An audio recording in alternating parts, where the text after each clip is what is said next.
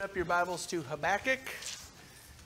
Jay already said it, so you've had time to turn to the table of contents and find out what page it's on to get there. Habakkuk is not one of those books that we read from too often, but I'm really looking forward to tonight because I think I have a little bit of a hard time saying something like this and making up my mind about favorites, but this at least is a contender for my favorite book of the Bible.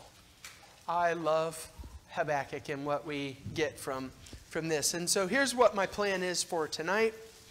We'll start with just a few minutes of the historical context to see some of the things that are happening in the world that have an influence on what's happening in the book of Habakkuk.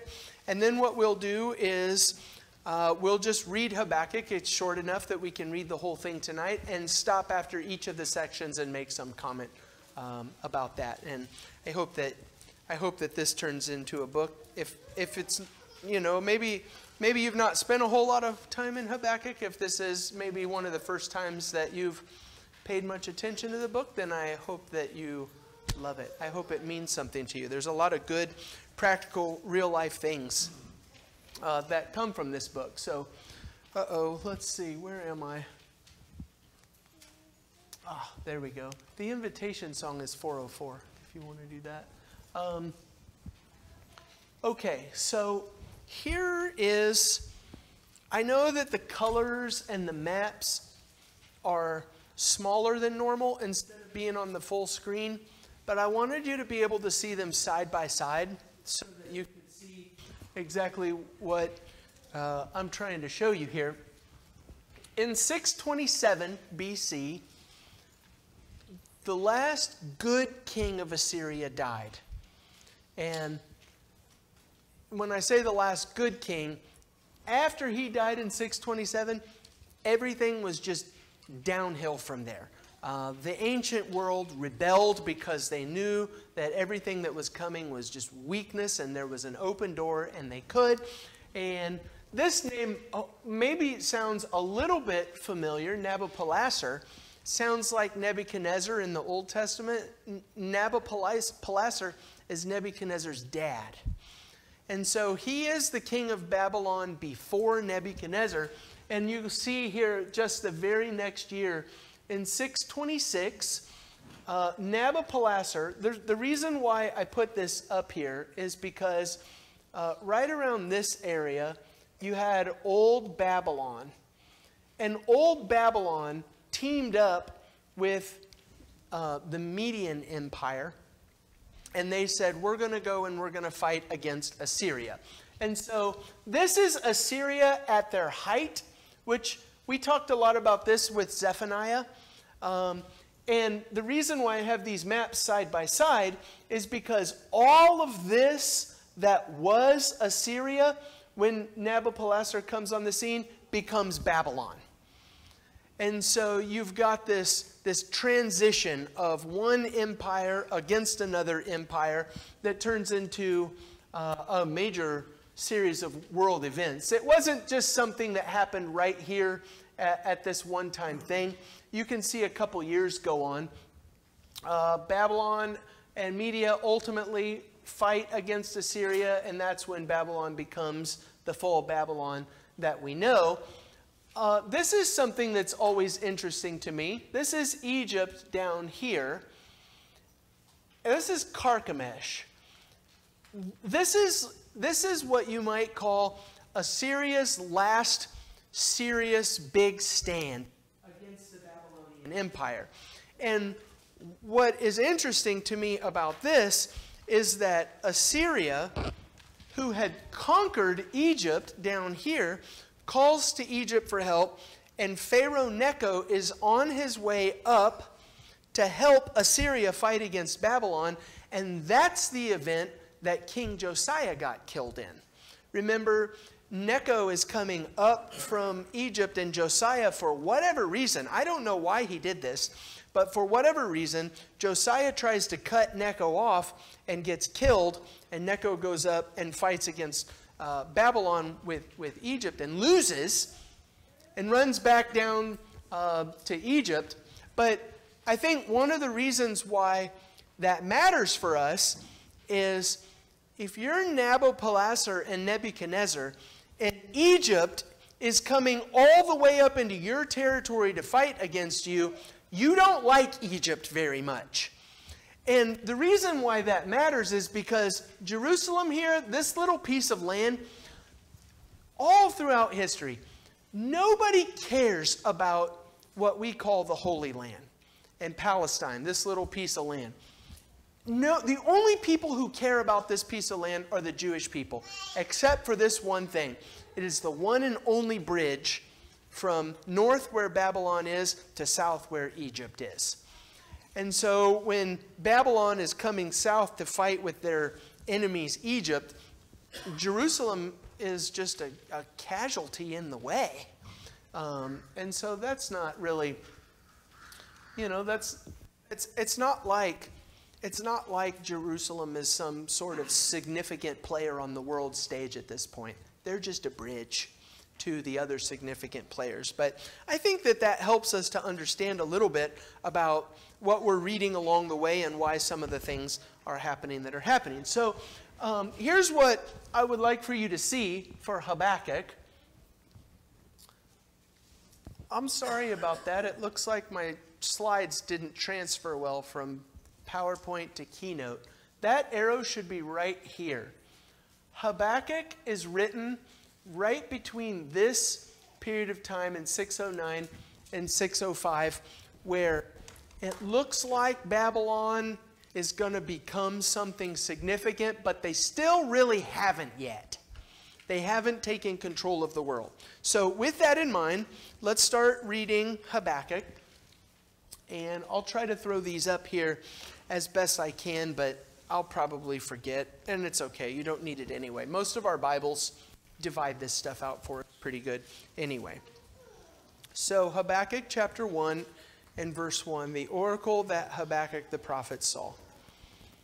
I hope that your Bible has some kind of help. Right above verse 2, the heading in my Bible says Habakkuk's complaint. This is our prophet Habakkuk complaining to God, saying, do something. In verse 2, O Lord, how long shall I cry for help, and you will not hear? Or cry out to you violence, and you will not save? Why do you make me see iniquity, and why do you idly look at wrong? Destruction and violence are before me. Strife and contention arise. So the law is paralyzed. What he says is, there's evil on every side around me, and we can't do the law and serve you as God. The law is paralyzed. Justice never goes forth. For the wicked surround the righteous, so justice goes forth perverted.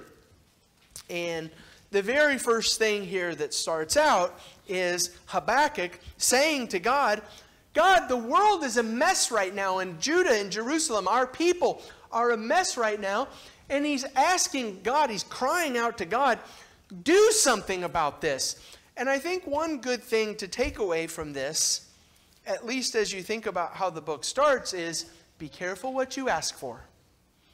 Always ask God for help, but also remember, be careful what you ask God for help, because God hears and God answers. And so, starting in verse 5, God is going to answer Habakkuk's prayer. Habakkuk said, why don't you do something, God? And God says, I am doing something. In verse 5, this is God's response to Habakkuk. Okay, look among the nations and see, wonder, and be astounded. For I am doing something in your days that you would not believe if told.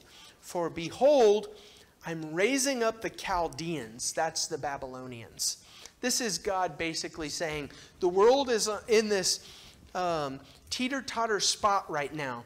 Assyria is fighting against Babylon, and the Medes are involved, and Egypt is involved. And God tells Habakkuk, this is how the story is going to end. I'm raising up the Babylonians. That bitter and hasty nation, who march through the breadth of the earth to seize dwellings not their own, they are dreaded and fearsome. Their justice and dignity go forth from themselves. Their horses are swifter than leopards, more fierce than evening wolves. Their horsemen press proudly on. Their horsemen come from afar. They fly like an eagle, swift to devour.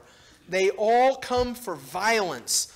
All their faces forward.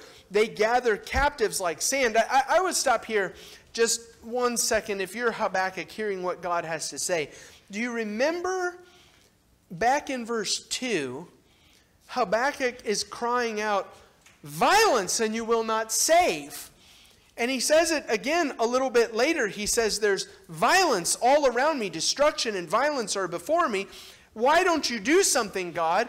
And God says, I am going to do something. I'm raising up the Babylonians in verse 9. And here's how you describe the Babylonians. They all come for violence.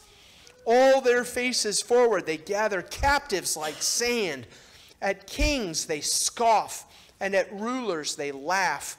They laugh at every fortress, for they pile up earth and take it. Then they sweep by like the wind and go on. Guilty man whose might is their God. I stop as I go throughout this. I want to make sure that we keep the flow and the big message of Habakkuk going in what we're talking about right now. But there's a couple of different idolatry and pagan lessons that come from here that are just really good. In verse 11, when you talk about Babylon and describing Babylon, listen to the way that they're described. They are guilty men whose might is their God. The thing that they worship and prize and seek for survival and everything that they need is their own strength and their own power and their own might. And I'm not even thinking to apply this to a nation like ours, but to ourselves. I wonder if sometimes we might say, instead of turning to God for help, maybe God may look at me and say, his might is his own God. That's who he serves. That's where he goes for help. At any rate, Habakkuk says, God, the world is a mess. Help us. And God says, okay, I'm sending Babylon. And Habakkuk replies in chapter 1 in verse 12, and he says, no, not like that. That's no help at all. That's not what I asked for. His response to God is, you can't do that. I'm asking you to save us from the violence and from all of these people who do wicked things. You can't raise up Babylon, who is more violent and more wicked than anybody else, and use them to answer our prayer. That's what Habakkuk says starting in verse 12. Read it with me. His response to God, are you not from everlasting, O Lord my God, my Holy One? We shall not die. There's something in my Bible that I had to tweak just a little bit. At the end of verse 12, my verse 12 has a comma and a period where it says, O Lord, you have ordained them as a judgment, and you, O rock, have established them for reproof. I put a little bracket around that, and I put a question mark, exclamation mark behind it. Because I think what Habakkuk is saying is, you've ordained them as judgment? And the second part, oh, you, O Lord, O rock, you've established them for reproof? Like, how's that answering my prayer? That's not helping anybody. They're worse than all the rest of us. In verse 13, you who are of purer eyes than to see evil and cannot look at wrong, Why do you look idly at traitors? This is Habakkuk speaking to God. You don't look seriously at traitors, at evil people, God.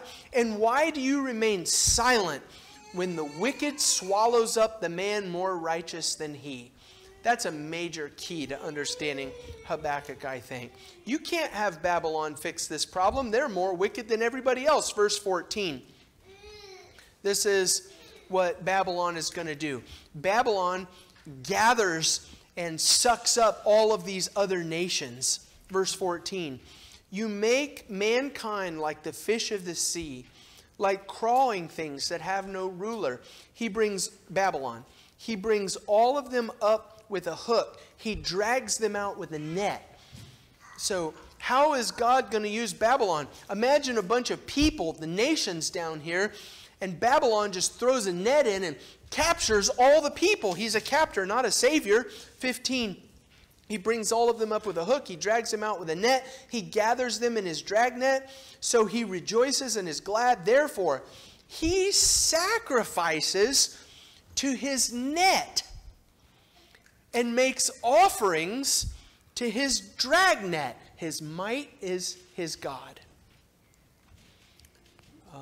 For by them, his net, he lives in luxury and his food is rich. Is he then to keep on emptying his net and mercilessly killing nations forever? In chapter 2 and verse 1, this is still Habakkuk running his mouth back to God. I will take my stand at my watchpost and station myself on the tower and look out to see what he will say to me and what I will answer concerning my complaint. And so Habakkuk says back to God, I asked you for help and you gave me Babylon. And Habakkuk said, that's no help at all. That's why I say be careful what you ask for.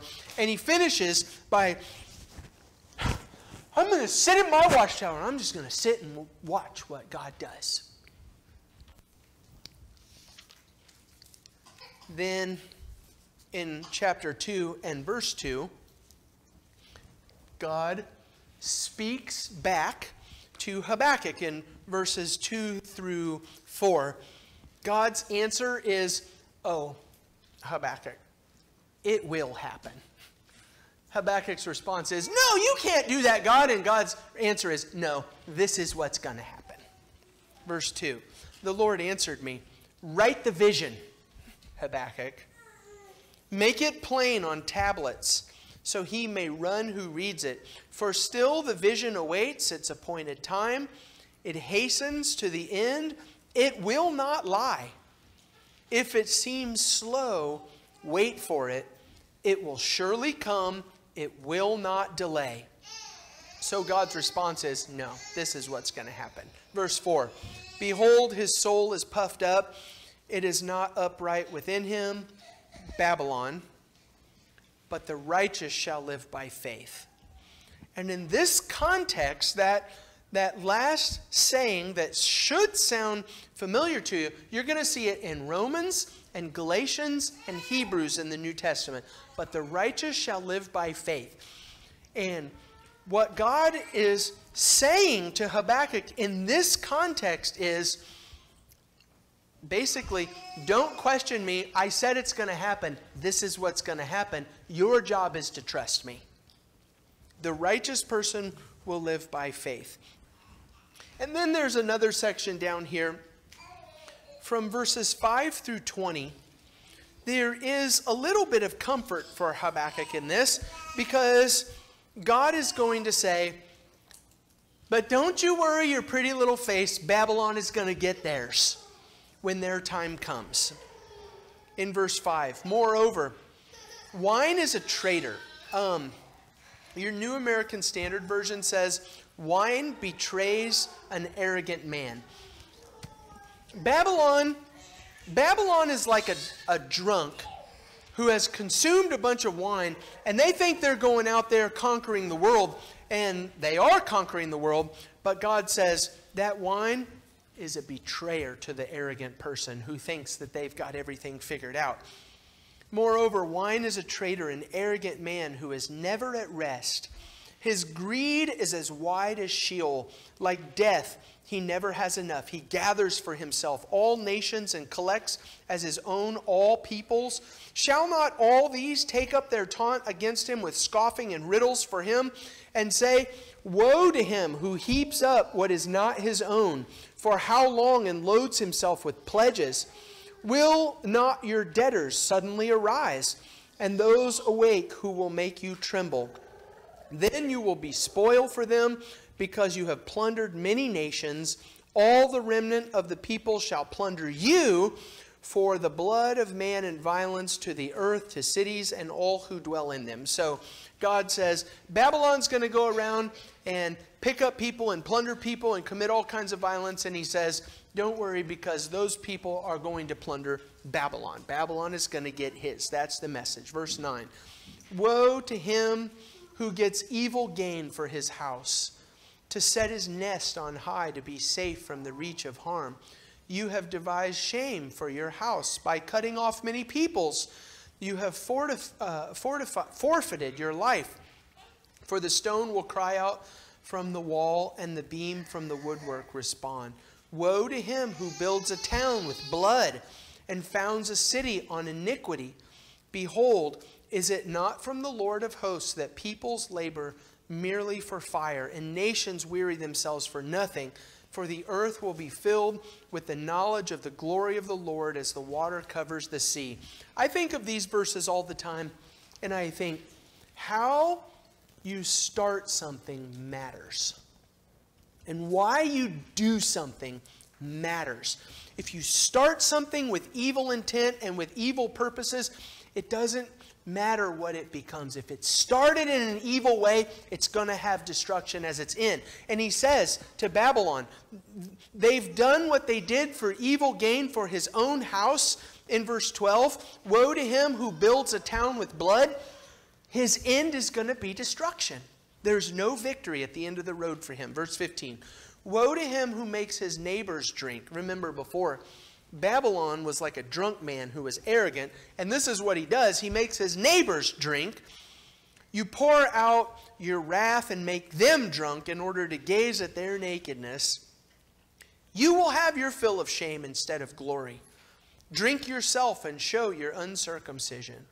The cup in the Lord's right hand will come around to you, and utter shame will come upon your glory. The violence done to Lebanon will overwhelm you, as will the destruction of the beasts that terrified them. For the blood of men and violence to the earth, to cities and all who dwell in them. What profit? This is some more idolatry stuff. This is some of my favorite idolatry stuff in the Bible. What profit then is an idol when its maker has shaped it? Remember, for Babylon, their own might was their God. And God said, what good is your God when you're the one who made it? So you're strong and powerful and you can bully all these other nations around and accomplish your own thing. What good is it when you're the one who did it and not God? A metal image, a teacher of lies. For its maker trusts in his own creation when he makes speechless idols. Woe to him who says to a wooden thing, awake, to a silent stone, arise. Can this thing teach? Behold, it is overlaid with gold and silver, and there is no breath in it at all. But the Lord is in his holy temple. Let all the earth keep silent before him. You want to do something that's worthwhile. It's not building up your own idols to serve them and to trust them for hope and for salvation. It is to stand with your hand on your mouth and to listen to what God has to say. I think that's a special message for Habakkuk in the context of this book, because Habakkuk says, you can't do that, God. And God says, hey, the Lord is in his temple. Let all the earth keep silent before him. And so Habakkuk gets the memo. In verses 1 through 16,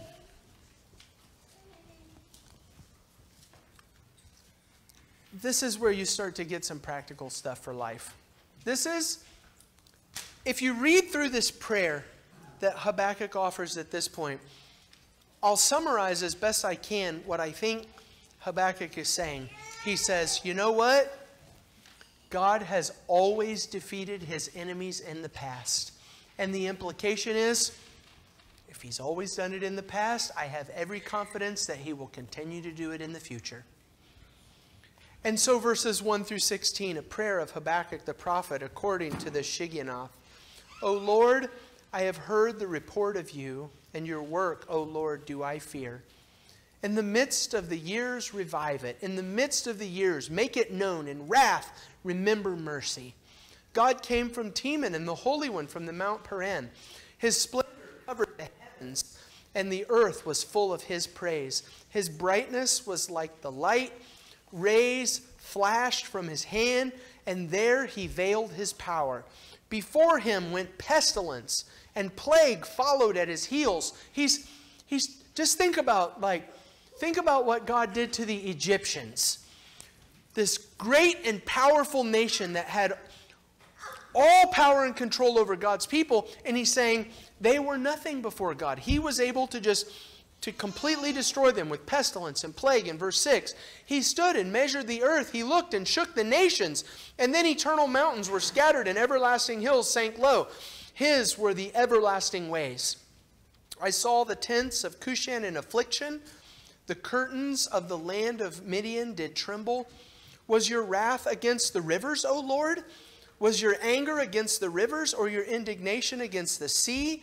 When you rode on your horses, on your chariot of salvation, you stripped the sheath from your bow, calling for many arrows. You split the earth with rivers. The mountains saw you and writhed. The raging waters swept on. The deep gave forth its voice. It lifted its hand on high. The sun and the moon stood still in their place at the light of your arrows as they sped, at the flash of your glittering spear. You marched through the earth in fury. You threshed the nations in anger. You went out for the salvation of your people, for the salvation of your anointed. You crushed the head of the house of the wicked, laying him bare from the thigh to the neck. You pierced with his own arrows the heads of his warriors, who came like a whirlwind to scatter me, rejoicing as if to devour the poor in secret. You trampled the sea with your horses, the surging mighty waters. So the next time you feel stress or trouble, and you're tempted to think to yourself, where is God? He cannot possibly be here doing this thing or working in this moment. Maybe one of the best possible things that you can do is to do what Habakkuk did and say, God has never messed up yet. And he has always overcome his enemies in the past. And I may not understand it now, but what I do understand is that God is in control. And then I think maybe my favorite verses in the Bible. Verse 16 to 19 is maybe why Habakkuk is my favorite book. His response. I'll tell you, if you mark stuff in your Bible, or if you sometimes I do these things because there's blank pages, in the back of your Bible. And, sometimes you're going to need something, and you're going to need to remember something, and you're never going to know what it is at the moment. But let me tell you what you're going to need at some point. At some point in your life, you're going to suffer. Or somebody that you love, very close to you, is going to suffer. And you're going to say to yourself, I need a passage to offer somebody in their suffering. If you ever tell me about some miserable thing that's happening in your life, almost certainly this is the passage that I'll point you to. This is Habakkuk's response to all of this. I hear and my body trembles. My lips quiver at the sound. Rottenness enters into my bones. My legs tremble beneath me. He says, I don't like any of what you just said, God. It makes every single thing inside of me go rotten and horrible. But I have written at the end of verse 16, deep breath. Because this is what I envision Habakkuk. I hear and my body trembles, my lips quiver at the sound, rottenness enters into my bones, my legs tremble beneath me, and then he goes like this. Yet I will quietly wait for the day of trouble to come upon people who invade us.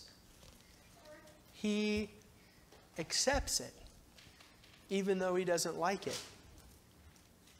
In verse 17, though the fig tree should not blossom, nor fruit be on the vines, the produce of the olive fail, and the fields yield no food, the flock be cut off from the fold, and there be no herd in the stalls. He says, even if every possible bad thing happens. 18, yet I will rejoice in the Lord. I will take joy in the God of my salvation. God the Lord is my strength. He makes my feet like the deer's. He makes me tread on high places. And so,